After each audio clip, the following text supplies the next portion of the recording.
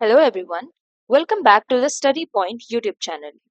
ये PGT biology HTET के PYQ discussion का पार्ट 2 होने वाला है। So let's get started with the video guys.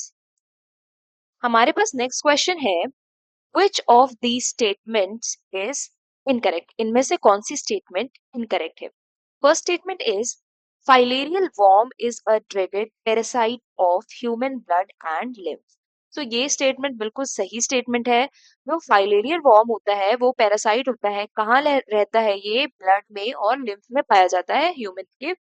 And ये जो है लिम्फेटिक वेसल्स का इन्फ्लेमेशन करा देता है, जिसकी वजह से कौन सी डिजीज हो जाती है? लिम्फेटिक फाइलेरियासिस, जिसको एलिफेंटाइसिस भी बोला जाता है। तो ये फर्स्ट स्टेटमेंट बिल्कुल करेक्ट है।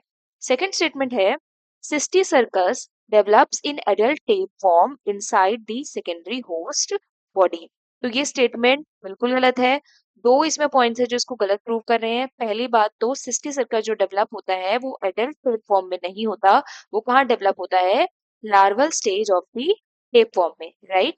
और सेकंड जो इसने लिखा है, inside the secondary host body, ये भी बात बिल्कुल गलत है। ये कहाँ डेवलप होता है? Inside the primary host, primary host के अंदर। कहाँ पे? मसल टिश्यूज में, not inside the secondary host. तो ये दोनों तरह से ये स्टेटमेंट गलत है। So this is incorrect.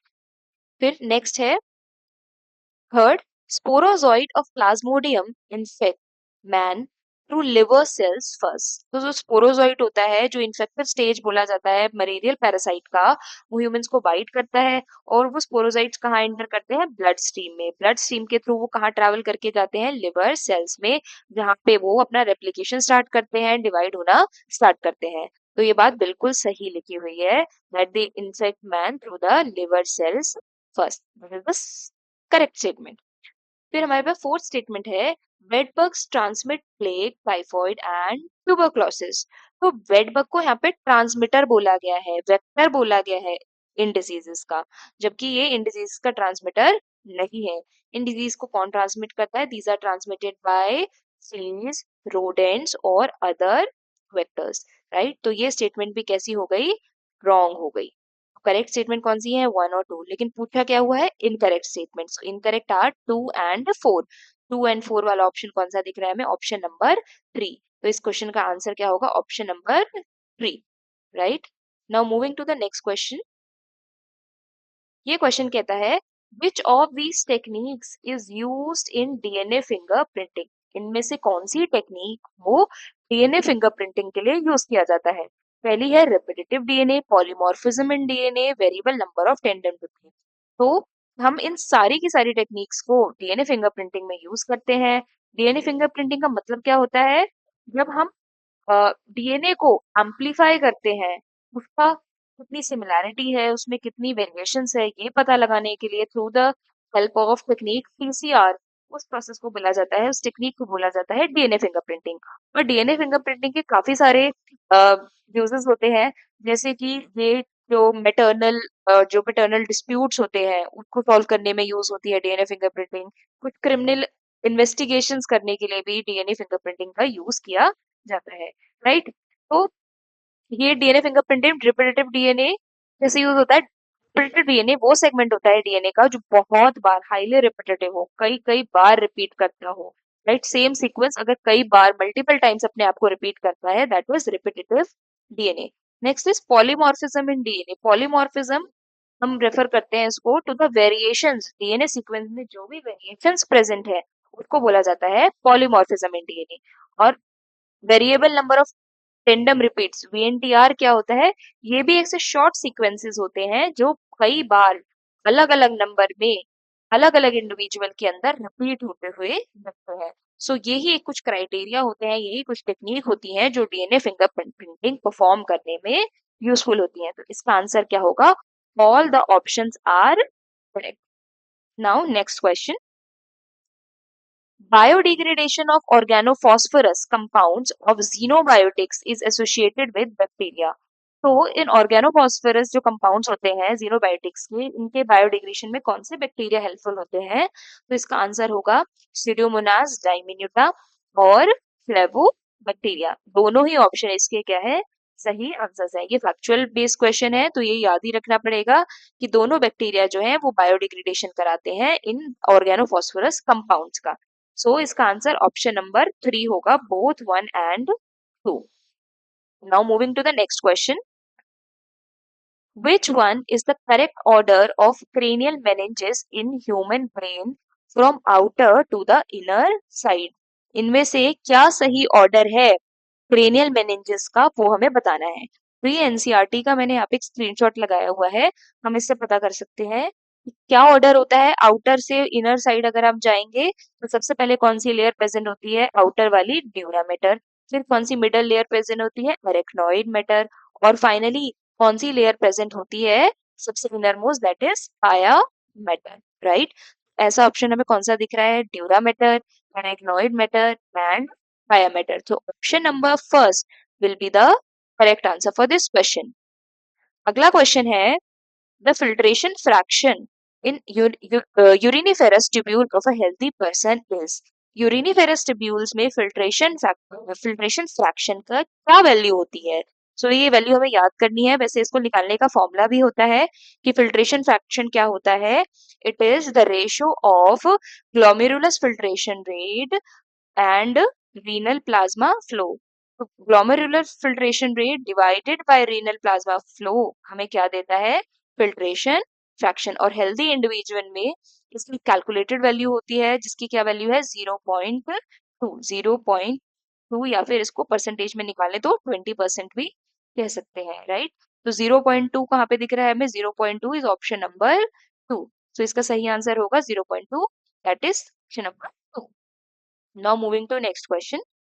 Which of these ribs are known as vertebrochondral ribs? इनमें से कौन से रिब्स को vertebrochondral ribs बोला जाता है। सो ये एक एनसीईआरटी का जो स्क्रीनशॉट है, इसमें साफ साफ लिखा हुआ है, the 8th, 9th and 10th pair of ribs do not articulate directly with the sternum but join the 7th rib with the help of hyaline cartilage. These are called the vertebrochondral या फिर false ribs, right. इसका मतलब जो 8, 9 और 10 number के ribs हैं ये directly sternum से कनेक्ट नहीं होते, ये किससे जाके अटैच हो जाते हैं, 7th नंबर के रिब से। इसीलिए इसको क्या बोलते हैं, फॉल्स रिब बोला जाता है, यानी वर्टिब्रोकॉन्ड्रल रिब्स। तो इसका सही आंसर क्या होगा, option number first, that is 8, 9 और 10th pair of ribs are called vertebrochondral ribs.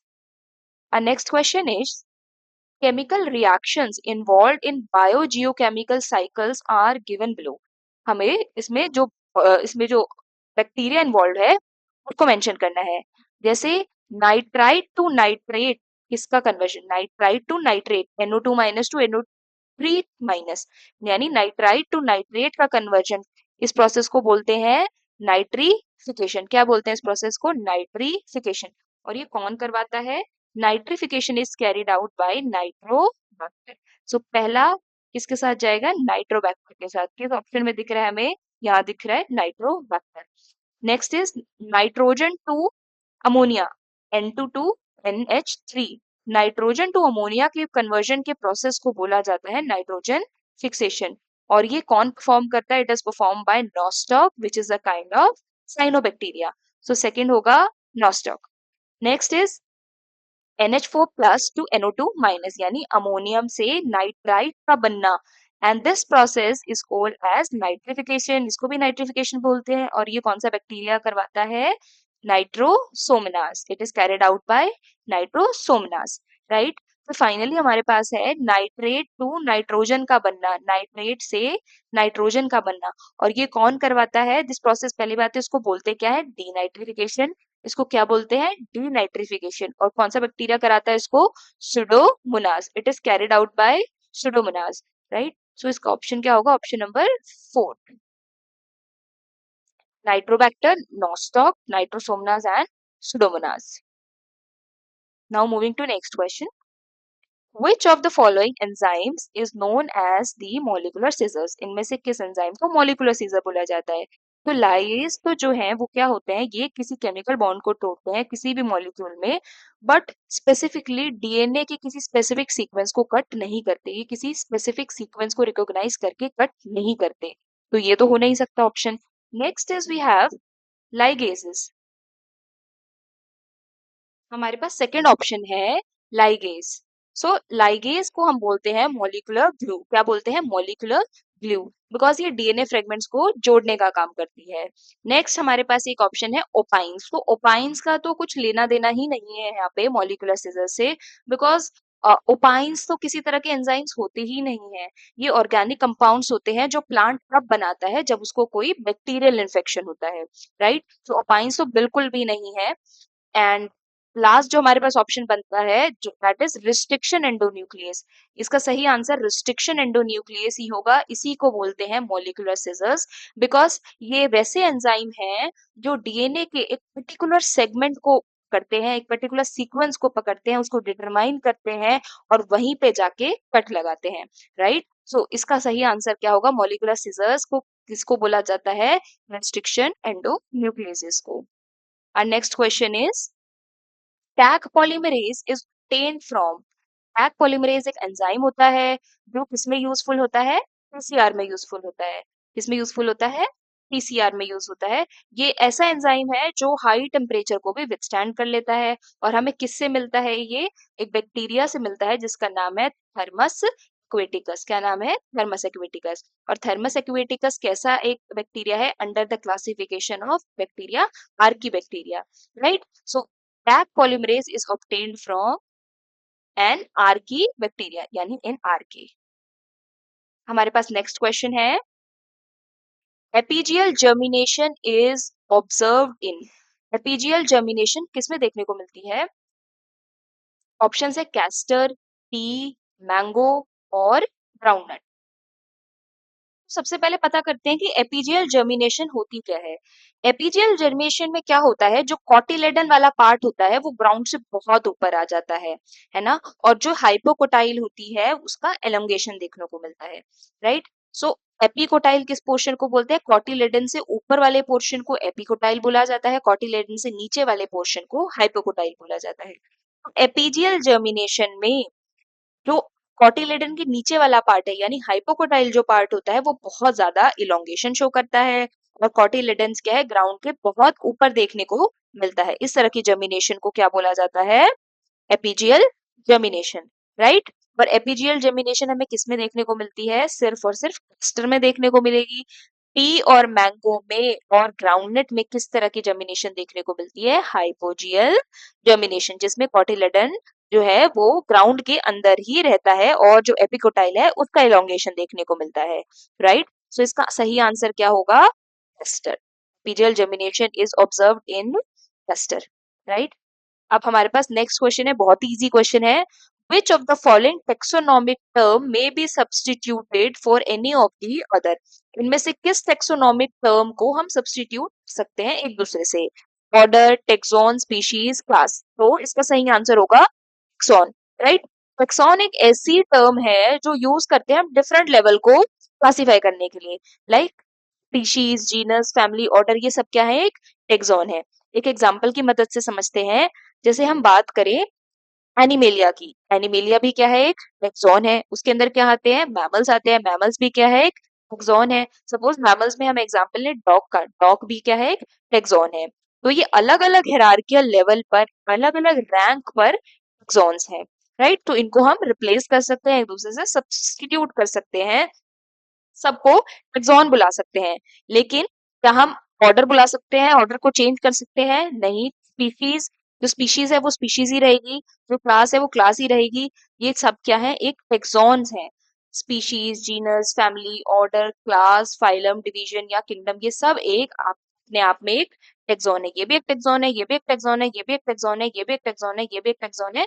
सब एक टेक्सॉन्स है। बट क्या हम इसको जीनस बुला सकते हैं? क्या इसको स्पीशीज बुला सकते हैं? नहीं। ये स्पीशीज रहेगा, ये जीनस ही रहेगा। तो सब्स्टिट्यूट हम किसके थ्रू कर सकते हैं? टेक्सॉन्स के थ्रू। तो इसका सही आंसर होगा ऑप्शन नंबर 2, दैट इज टेक्सॉन्स।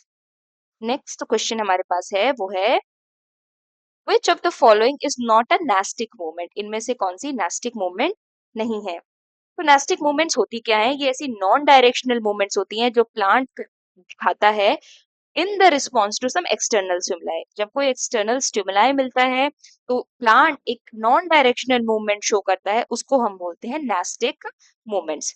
सो सिस्मोनेस्टी क्या होता है? जब प्लांट एक रिस्पॉन्स शो करे इन रिस्पॉन्ड टू किसके रिस्पॉन्ड में, शॉक या वाइब्रेशन के रिस्पॉन्ड में, उसको क्या बोलते हैं, सिस्मोनेस्टी। हिग्मोनेस्टी किसको बोलते हैं, जब टच के रिस्पॉन्स में प्लांट कोई मूवमेंट शो करता है उसको क्या बोलते हैं, हिग्मोनेस्टी। और निक्टीनेस्टी क्या है, जब प्लांट मूवमेंट शो करे in response to change in light, day में नाइट में, है ना, जो ये ट्रांजिशन होता है डे टू नाइट का, जब इसकी वजह से प्लांट कोई मूवमेंट शो करता है, दैट इज निफ्टी नेस्टी। और ये मूवमेंट्स कैसी होती हैं, नॉन डायरेक्शन, किसी पर्टिकुलर डायरेक्शन में नहीं होती, राइट। तो ये सिस्मोनेस्टी भी एक तरह की नेस्टिक मूवमेंट है, हिग्मोनेस्टी भी और निफ्टी नेस्टी भी। बट फाइटोनेस्टी किसी भी तरह की नेस्टिक मूवमेंट में काउंट नहीं की जाती। तो इसका सही आंसर है ऑप्शन नंबर 1। अगला क्वेश्चन है, मोनोस्पोरिक एक न्यूक्लिएट एम्ब्रियो सैक किस में पाया जाता है, राइट। सो एलियम में कैसा पाया जाता है, एक न्यूक्लिएट होता है, बट इट इज बाइस्पोरिक। एलियम में कैसा होता है, बाइस्पोरिक एम्ब्रियो सैक होता है। फ्रिटिलेरिया में कैसा पाया जाता है, फ्रिटिलेरिया में होता है बाइस्पोरिक। प्लम्बैगो में कैसा होता है, it is also 8 nucleate but कैसा होता है, टेट्रास्पोरिक, राइट। सो हमारे पास ऑप्शन कौन सा बच गया, पॉलीगोनम। पॉलीगोनम में कैसा पाया जाता है embryo sac, it is monosporic. So correct answer is option number 4, that is polygonum. Next question we have, the fallopian tube extends from ovary to uterus. Which is the correct sequence of parts of oviduct? So ये NCERT के diagram से हम देख सकते हैं, इससे easy तो शायद कोई क्वेश्चन ही नहीं हो सकता, डायरेक्ट डायग्राम बेस्ड क्वेश्चन है। सबसे पहले क्या आता है हमारे पास, isthmus, नेक्स्ट क्या देख सकते हैं हम, एम्पुला, एंड फिर क्या है, इन्फंटिबुलम, राइट। इस सीक्वेंस में कोई हमें ऑप्शन दिख रहा है, तो ऑप्शन नंबर सेकंड को देखें, isthmus, एम्पुला एंड फाइनली क्या है, इन्फंटिबुलम। सो ऑप्शन नंबर 2 जो है इसका सही आंसर होगा। नेक्स्ट क्वेश्चन हमारे पास है, genetic disorder caused due to pleiotropic gene mutation. एक क्वेश्चन आया था ऑलरेडी, फर्स्ट क्वेश्चन जो हमने इस सीरीज में डिस्कस किया था वो प्लियोट्रोपिज्म से ही था। तो ऐसा कौन सा जेनेटिक डिसऑर्डर है जो प्लियोट्रोपिक जीन म्यूटेशन की वजह से होता है। तो डाउन सिंड्रोम हम सबको पता है, जब 21st जो क्रोमोसोम होता है उसकी एक्स्ट्रा कॉपी अगर बन जाए तो उसको हम डाउन सिंड्रोम बोलते हैं, right. Trisomy of the 21st chromosome को डाउन सिंड्रोम बोला जाता है। हंटिंगटन सिंड्रोम कैसी डिजीज है कि ऑटोजोमल डोमिनेंट डिजीज है। सिस्टिक फाइब्रोसिस में भी क्या होता है, सिंगल जीन का म्यूटेशन हो जाता है, राइट, जिसकी वजह से एक म्यूकस जमा हो जाता है लंग्स में और पैनक्रियाज में, राइट। तो ये भी नहीं होगा। फिनाइल कीटोनुरिया एक ऐसी डिजीज है जिसमें प्लियोट्रोपिक जीन म्यूटेशन होता है। It is a classical example of this pleiotropy, जहाँ पे एक जीन का म्यूटेशन हो जाता है जो कि रिस्पॉन्सिबल है for the enzyme phenylalanine hydroxylase. So यहाँ पे फिनाइल एलानिन हाइड्रोक्सिलेज जो एंजाइम होता है that is responsible for the conversion of phenylalanine to tyrosine. ऐसे पेशेंट्स में फिनाइल एलानिन हाइड्रोक्सिलेज एक्सिस्ट नहीं करता, इसकी डेफिशिएंसी हो जाती है, ये एंजाइम नहीं होता, तो ऑब्वियसली फिनाइल एलानिन का टायरोसिन में कन्वर्जन भी नहीं होता। ऐसे पेशेंट्स में फिनाइल एलानिन एक्यूमुलेट करना शुरू कर देता है बॉडी में और कुछ सिम्टम्स देखने को मिलते हैं जैसे कि मेंटल रिटार्डेशन, डेवलपमेंटल डिलेज और कुछ न्यूरोलॉजिकल इश्यूज भी देखने को मिलते हैं। सो इसका सही आंसर क्या होगा, PKU, that is phenylketonuria, right. Next question है हमारे पास, which of the following is not a aromatic amino acid? इनमें से कौन सा एरोमेटिक अमीनो एसिड नहीं है। तो इसका सही आंसर क्या होगा, टायरोसिन भी एक अमीनो एसिड है एरोमेटिक, फिनाइलएलानिन भी एरोमेटिक अमीनो एसिड है, ट्रिप्टोफैन भी एरोमेटिक अमीनो एसिड है, valine is not a aromatic amino acid. So correct option is option number 3, that is valine, right. तो बाकी के क्वेश्चंस हम नेक्स्ट वीडियो में डिस्कस करेंगे। Thank you for watching this video, see you in the third part. Thank you.